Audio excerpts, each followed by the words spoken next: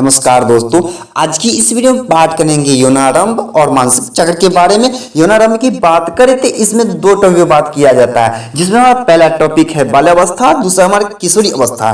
और वही बात करें मानसिक चक्र के बारे में तो उसमें हमारा अंडाशय में परिवर्तन कैसे होता है, उसमें भी तीन टॉपिक बात किया जाता है। जो हम पहला टॉपिक के बारे में बात करें तो उसमें बोलता है कि ग्राफियन पॉलीकन का निर्माण कैसे होता है, और दूसरा टॉपिक के बारे में बात करें दूसरा बोलता है कि अंडो उत्सर्जन।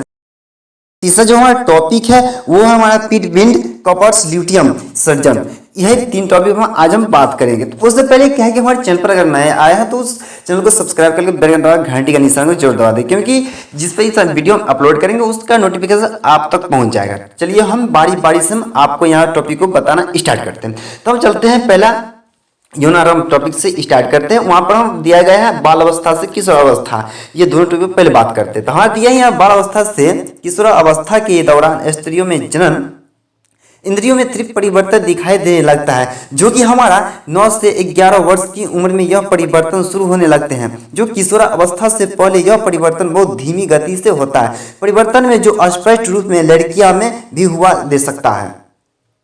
और आपको हम उम्मीद करते हैं कि इसमें उतना अगर समझ नहीं आया तो हम बात करें कि बाल अवस्था में जो 9 वर्ष से पहले की लड़कियां होता है वो होता है बाल अवस्था, और 9 वर्ष से 11 वर्ष के बाद जो उम्र में होता है लड़कियां वो होता है किशोर अवस्था। हम उम्मीद करते हैं कि दोनों टॉपिक के बारे में बहुत अच्छी से जानकारी हो गए हैं। तो फिर बात करते हैं इसी के अगले टॉपिक के बारे में, जो कि हमारा 11 से लेकर 13 वर्ष के बाद वाले लड़कियों को हम क्या कहते हैं। चलिए हम शुरू करते हैं कि 11 से 13 वर्ष की उम्र में अधिक लड़कियां में रजोधर्म आरंभ हो जाता है। 13 वर्ष की उम्र तक शारीरिक परिवर्तन स्पष्ट होने लगते हैं, जैसे कि सूर्य क्षेत्र का बढ़ना तथा उनका चौड़ा होना। नेक्स्ट बात करें कि स्तन आकार और बनावट में परिवर्तन होने लगता है। जांघ तथा योनि में प्रवेश तथा कार्यों के पास बालों का बढ़ना तथा ब्रह्म जननेंद्रियों में भी परिवर्तन होने लगता है। लड़की पहली बार सवाल होती है, यह प्रयास 10 से लेकर 17 साल की उम्र में के बीच प्रारंभ हो जाता है। प्रारंभ की क्षमता प्राप्त करने के बाद महिलाओं प्रत्येक महीने में चक्रीय परिवर्तन के श्रृंखला से गुजरती है, ताकि यदि उस माह में गर्भाधान हो तो वह उसे धारण कर सकते हैं।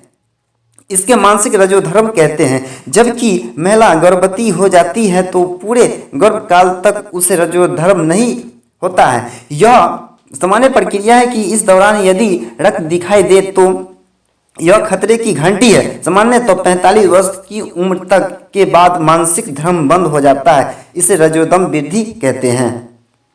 तो आपने यहाँ समझ पाए होंगे कि बाल अवस्था किशोर अवस्था के अंतर्गत क्या क्या होता है और वो किस उम्र से लेकर किस उम्र तक होता है। तो ये था यौनारंभ के बारे में। अब हम बात करेंगे मानसिक चक्र के बारे में। यह मानसिक चक्र कैसे होता है, कब तक होता है, इसके नियम के बारे में देखेंगे। चलिए हम बात करते हैं पहले मानसिक चक्र के बारे में। तो मानसिक चक्र के दौरान अंडाशय एवं गर्भाशय में गर्भधारण के अनुकूल परिवर्तन की एक पूरी श्रृंखला होती है, और यदि गर्भधारण नहीं होता है तो उसके उपरांत में परिवर्तन की एक पूरी श्रृंखला घटित होती है।